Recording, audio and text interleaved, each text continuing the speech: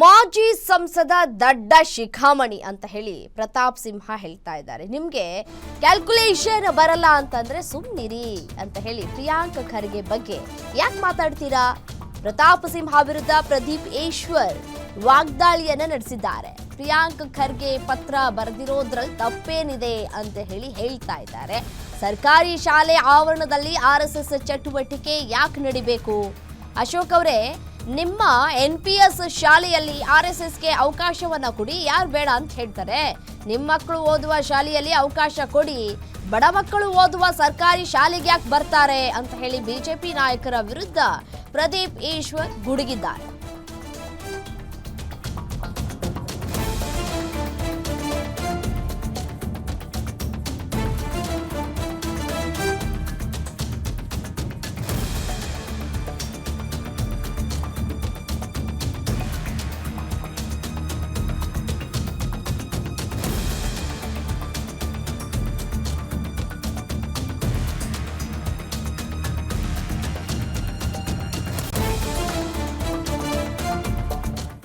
ಸಂಸದ ದಡ್ಡ ಶಿಖಾಮಣಿ ಪ್ರತಾಪ್ ಸಿಂಹ ಅವರೇ, ನಿಮ್ಮನ್ನು ನಾನು ಸುಮ್ಮನೆ ದಡ್ಡ ಶಿಖಾಮಣಿ ಅಂತ ಕರಿತಾ ಇಲ್ಲ, ವಿತ್ ಪ್ರೂಫ್ ಇಟ್ಕೊಂಡು ಕರಿತಾ ಇದ್ದೀನಿ.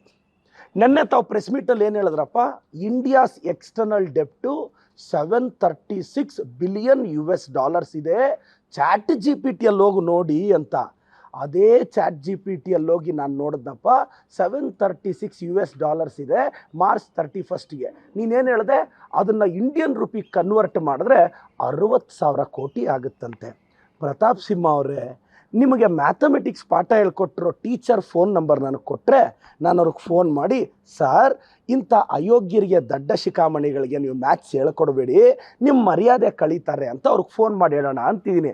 $736 ಬಿಲಿಯನ್ ಇಂಡಿಯನ್ ರುಪಿಗೆ ಕನ್ವರ್ಟ್ ಮಾಡಿದ್ರೆ 61 ಲಕ್ಷ ಕೋಟಿ ಆಗುತ್ತೆ ಪ್ರತಾಪ್ ಸಿಂಹ, 60,000 ಕೋಟಿ ಅಲ್ಲ. ಚಾಟ್ GPT ಅಲ್ಲಪ್ಪ ಅದು ಬರ್ತಾ ಇರೋದು. ನಿನಗೆ ಡೌಟ್ ಇದ್ದರೆ ಚೆಕ್ ಮಾಡು. $736 ಬಿಲಿಯನ್, 61 ಲಕ್ಷ ಕೋಟಿ ನಮ್ಮ ಮೇಲೆ ಇದೆ. ನಿನಗೆ ಕ್ಯಾಲ್ಕುಲೇಟ್ ಮಾಡೋಕ್ಕೆ ಬರಲ್ಲ.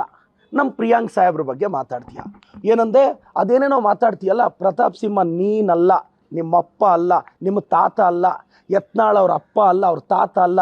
ನಮ್ಮ ಮಲ್ಲಿಕಾರ್ಜುನ್ ಖರ್ಗೆ ಸಾಹೇಬ್ರನ್ನ, ಪ್ರಿಯಾಂಕ್ ಖರ್ಗೆ ಸಾಹೇಬ್ರನ್ನ ನೀವೇನೂ ಮಾಡೋಕ್ಕಾಗಲ್ಲ. ಇಷ್ಟಕ್ಕೂ ನಮ್ಮ ಸಾಹೇಬ್ರು ಪತ್ರದಲ್ಲಿ ಏನು ಬರೆದಿದ್ದಾರೆ? ಒಬ್ಬ ಅಯೋಗ್ಯನಿಗೆ BJP ಅವನಿಗೆ ನಿಮ್ಗೆ ಓದೋ ಶಕ್ತಿ ಇದೆಯಾ? ಪತ್ರದಲ್ಲಿ ಏನು ಬರೆದಿರೋದವರು, RSS ಚಟುವಟಿಕೆಗಳನ್ನ ಸರ್ಕಾರಿ ಶಾಲೆ, ಅನುದಾನಿತ ಶಾಲೆಗಳು, ಬಡವ್ರ ಮಕ್ಳು ಇರ್ತಾರ್ರಿ. ನಿಮ್ಮ ಮಕ್ಕಳು NPS DPSಗಳಲ್ಲಿ ಓದ್ತಾ ಇದ್ದಾರಲ್ಲ, ನಿಮ್ಮ ಮಕ್ಕಳು ಇಂಟರ್ನ್ಯಾಷನಲ್ ಸ್ಕೂಲ್ಸಲ್ಲಿ ಓದ್ತಾ ಇದ್ದಾರಲ್ಲ, ಆ ಇಂಟರ್ನ್ಯಾಷನಲ್ ಸ್ಕೂಲ್ಸಲ್ಲಿ ನೀವು ಚಟುವಟಿಕೆ ಮಾಡ್ಕೊಳ್ರಪ್ಪ, ನಮ್ಮದೇನು ಅಭ್ಯಂತರ ಇಲ್ಲ.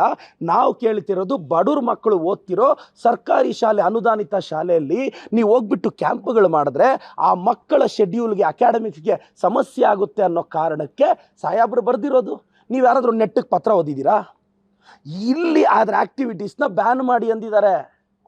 ತಪ್ಪೇನಿದೆ? ಸರ್ಕಾರಿ ಶಾಲೆಯಲ್ಲಿ ಯಾವ ಆ್ಯಕ್ಟಿವಿಟೀಸು ನಡಿಬಾರ್ದು. ನನ್ನ ಕ್ಷೇತ್ರದ ಸರ್ಕಾರಿ ಶಾಲೆಗಳಲ್ಲಿ ನಾನು ಯಾವ ಆ್ಯಕ್ಟಿವಿಟಿ ನಡೆಯೋಕ್ಕೂ ಬಿಟ್ಟಿಲ್ಲ ಇವತ್ತಿಗೂ. ಯಾಕೆ? ಬಡವ್ರ ಮಕ್ಳಿಗೊಂದು ನ್ಯಾಯ, ನಿಮ್ಮ ಮಕ್ಳಿಗೊಂದು ನ್ಯಾಯನಾ?